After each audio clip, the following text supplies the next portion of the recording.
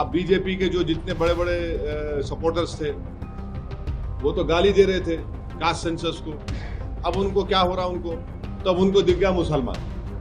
अरे छोड़ो भाई, अब तुम्हारा सर का दर्द का इलाज मैं कैसा करूंगा?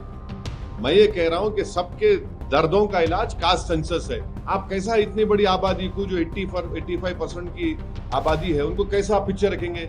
आपको डेटा तो मालूम करना पड़ेगा ना। डेटा मिलेगा तो आप पॉलिसीज बनाएंगे, पॉलिसी बनाएंगे तो देश का फायदा होगा। आपको बस डेटा ही नहीं है कि आप अपने आप को ओबीसी का नेता बोलते। प्राइम मिनिस्टर छाती को मार के बोले मैं बैकवर्ड क्लास का नेता हूं। आप एक बिल डालो ना पार्लियामेंट में, 50% रिजर्वेशन को ब्रेक करो आप। और सेंसस आप कब करेंगे? ये उसमें सेंसस कब शुरू करेंगे, उसको कब कंप्लीट करेंगे, और क्या 29 पार्लियामेंट इलेक्शन से पहले इंप्लीमेंट होगा नहीं होगा?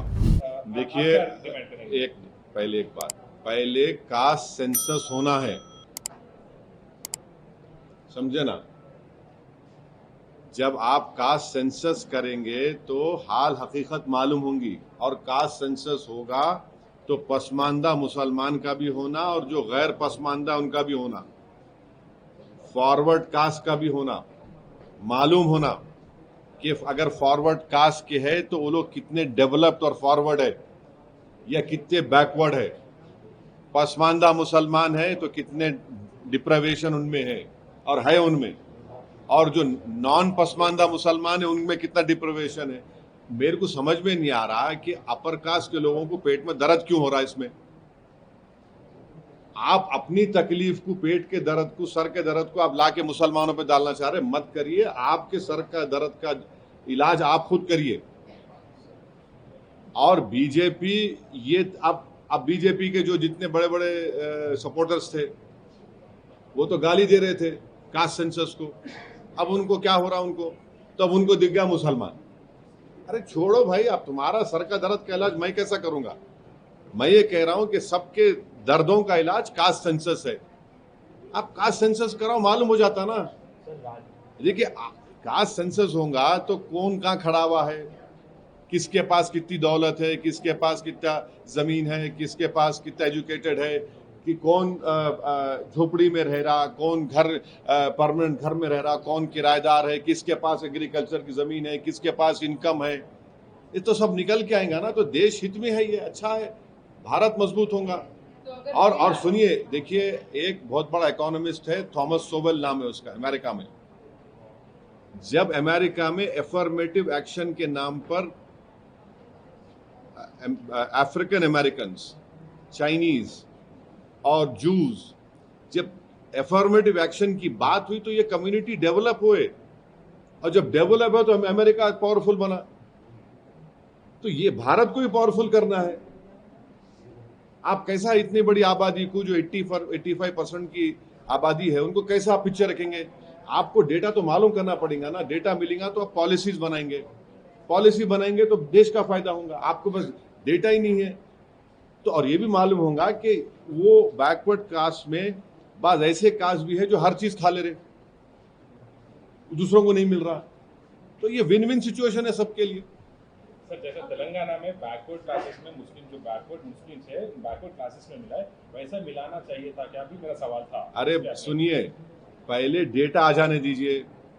जब डेटा आएगा तो आप इतना मुतमईन रहिए, जब डेटा आ जाएगा तो पूरे देश को मालूम हो जाएगा कि किस तरीके से 85% पॉपुलेशन को, उनको इनजस्टिस उनसे हुई, कैसे उनको हिंदू मुस्लिम के झगड़ों में मिलाकर उनको पीछे रख दिया गया, कैसे उनका एक्सप्लॉयटेशन हुआ।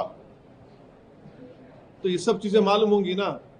पहले तो कास्ट सेंसस तो होने दीजिए। आप लोग भाई, कास्ट सेंसस तो जरूरी है ना। सर, तेलंगाना में कास्ट सेंसस हुआ, 50 दिन में 3.54 करोड़ लोगों का यहाँ पर डेटा। हाँ, 56.34 ओबीसी पॉपुलेशन है। और आगे का एक्शन प्लान तेलंगाना। अरे भाई, उन्होंने रेजोल्यूशन, असेंबली में रेजोल्यूशन पास करके बोल दिए कि 42% बीसी को रिजर्वेशन दो आप।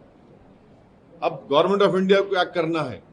और हम आज भी प्राइम मिनिस्टर से ये रिक्वेस्ट कर रहे हैं कि आप अपने आप को ओबीसी का नेता बोलते। प्राइम मिनिस्टर छाती को मार के बोले मैं बैकवर्ड क्लास का नेता हूं। आप एक बिल डालो ना पार्लियामेंट में, 50% रिजर्वेशन को ब्रेक करो आप।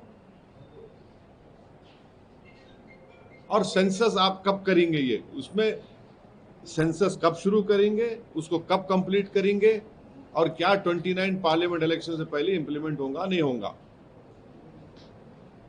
तो अगर बिल पार्लियामेंट में आता है तो आप 100% आप लाइए, 50% ब्रेक करिए, रिजर्वेशन लाइए।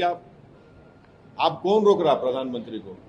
आप लाइए ना, आप बिल्कुल फौरन ला लीजिए। जिस तरह की जैसे ये बात सामने आई है उसके बाद से जो राजनीति हो रही है पार्टियों के बीच में, एक दूसरे के ऊपर ये कहने की हमने इसके लिए दबाव बनाया, हमें इसके लिए इनिशिएट कर रहे हैं, कैसे देख रहे मैं हैं आप देखिए, आप शोर जी ना, कौन दूल्हा बन रहा है नहीं बन रहा है मेरे को उसकी फिक्र नहीं है। आप कास्ट सेंसस का डिसीजन ले लिए, और देखिए केरला में आरएसएस की बैठक हुई थी, वो बैठक में भी उन्होंने इन अ वे बोले कास्ट सेंसस कराओ बोल के। केरला में बैठक हुई थी आरएसएस की, उसमें उन्होंने बोले इन अ वे कराओ बोल के। आपका बीजेपी को, गवर्नमेंट ऑफ इंडिया से हम एक ही बात पूछ रहे हैं कि आप सेंसस कब शुरू करेंगे, क्योंकि आप डिसीजन लिए कास्ट सेंसस भी कराएंगे। सेंसस कब शुरू होगा और कब कंप्लीट होगा, उसका डेटा देश के सामने कब आएगा। क्या 29 पार्लियामेंट के इलेक्शन से पहले ये हो जाएगा नहीं हो जाएगा, हमको बताइए। अरे जरूरी है ना भाई, आपके इतने पॉलिसीज हमारे हैं। 1931 में एक सेंसस हुआ, उसके बाद से अब तक नहीं हुआ।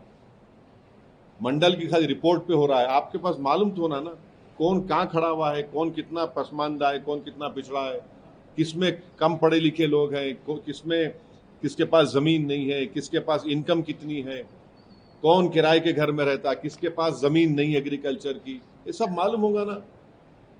इसमें वो क्या बात है। मगर हम यही बोले कि टाइम लाइन दीजिए प्लीज आप।